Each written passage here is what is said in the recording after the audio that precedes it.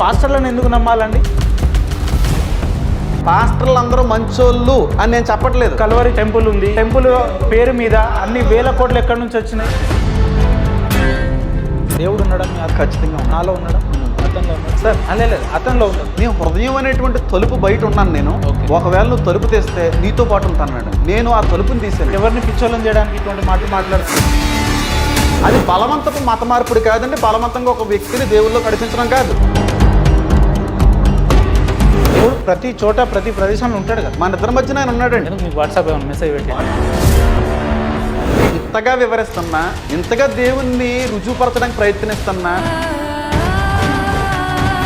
ప్రతి చోట కనుక దేవుడు ఉంటే ఇప్పుడు మన వ్యక్తిగత వివరాలన్నీ దేవుడు చూస్తున్నట్టే కదా. మరి ఒక ఆడదాన్ని చూసి వ్యామోహపు ఆలోచన వచ్చిందంటే ఆ వ్యక్తి దేవుడు అవడం అన్న పెద్ద స్టేట్మెంట్. ఖచ్చితంగా చెప్తాను. మీరు అందరూ హైందవ మనోభావాన్ని మాట్లాడుతున్నారు. మా దాంట్లో ఉంటారండి. మా శివుడు ఎట్లుంటే శివుని పక్కన మా నమ్మకాన్ని బట్టి స్వామి అవునండి. ఒక కోట్ వేసుకొని వచ్చి ఒక బైబిల్ 2 సార్లు కోటును మార్చలేదు సార్, మనసును మార్చి. మీరు పాస్టరా? మనసును మార్చింది. మీరు పాస్టరే. నేను కోటును మార్చలేదు. పాస్టరా ప్రార్థన పాస్టర్లు అని చెప్పుకునే వ్యక్తులందరూ కూడా మోసగాళ్ళు అంటే నేను. ఒక వ్యక్తి అంటాడు, ఏం సంగతి నీకు ఏమైంది?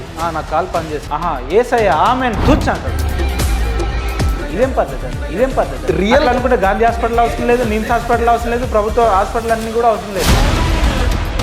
తల్లిదండ్రులు ఇప్పుడు మీకు ఫోన్ చేసి ఈ క్రిస్టియానిటీ ఇవన్నీ వద్దు అంటారు. మీ రియాక్షన్ ఎట్లుంటుంది? మీరు వాళ్ళకు విలువ ఇస్తారు? ఒకవేళ నా తల్లిదండ్రులే ఎందుకు వచ్చింది దేవుడిరా, దేవుని వదిలిపెట్టారా అని అంటే, నా తల్లిదండ్రులనన్నా వదిలేస్తాను కానీ నా దేవుడిని వదలను.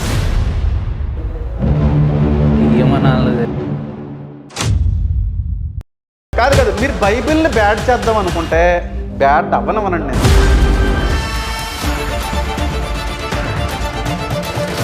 ఉదాహరణల్ని చెప్తుంటే రాధా మనోహర్ దాస్ గారు రాధా మనోహర్ దాస్ గారిని ఇక్కడ కూర్చోబెట్టేయండి. రాధా మనోహర్ దాస్ గారు ఎదురు కూర్చోరాదు మీకు. ఆయనకి చేతకానుడు దమ్ముంటే మీరు ఎట్లా చెప్తారు సార్? గట్స్ ఉంటే స్పెర్మ్లో హైందవ స్పెర్మ్ ఉంటుందా, క్రిస్టియన్ స్పెర్మ్ ఉంటుందా, ఇస్లాం స్పెర్మ్ ఉంటుందా? మరి హైందవ స్పెర్మ్ ఏంటండి? మతం మారిపోతాను సార్ నేను. మేము ఒక మైకులు వేసుకొని ఒక వెహికల్ పెట్టుకొని ఊర్లలోకి వెళ్ళి మేము చెప్పాం మహాభారతం, రామాయణం, పురాణాలు, ఇతిహాసాలు, వేదాలు. మీరు నన్ను ఎంత రెచ్చగొట్టినా ఈ ధర్మాన్ని నలుగురు తెలియజేయండి అని మీ గ్రంథంలో రాయలేదు. మా గ్రంథంలో రాసాడు దేవుడు. క్రిస్టియానిటీలో దేవుని ఆకారం ఏందో తెలియక, లేదంటే దేవుడు ఎలా ఉంటాడో తెలియక, లేదంటే దేవుని ఏ రకంగా పూజించాలనో తెలియక, ఒకడేమో చర్చిలకు బోనాలు ఎత్తుకొని పోతాడు, ఒకడేమో కొబ్బరికాయలు కొడతాడు, ఒకడైతే ఏకంగా కోడే వస్తాడు. నేను అదే చెప్తాను. మీకంటూ ఒక సాంప్రదాయాలు లేకపోతే లేవని చెప్పుకోండి. అలాంటి ఆచార వ్యవహారాలు ఏమీ లేవు సార్ క్రైస్తవం. మరి లేని ఇప్పుడు నమ్ముతున్న వాళ్ళు గొర్రెబిడ్డలు అన్నట్టే కదా. క్రిస్టియానిటీలో ఉన్న పద్ధతులు ఏంటి? ఒక చెరువులో ఇట్లా ముంచి ఇట్లా పైకి వెళ్తే ఆ వ్యక్తి పరిశుద్ధుడు అయిపోతాడా? ఇలా ఒక టాబ్లెట్ వేసుకుంటే జ్వరం పోతుందా అన్నట్టు ఉంది మీరు. అవును. ఏంటిది? అదేదో పేరు పెట్టుకుంటారా, డిసెంబర్ నవంబర్ మంత్లో చేస్తారు. ఏం పేరు అది? ఏం పేరు అండి? క్రిస్మస్ పెట్టుకుంటారు. ఆ రోజు ఏం చేస్తారండి?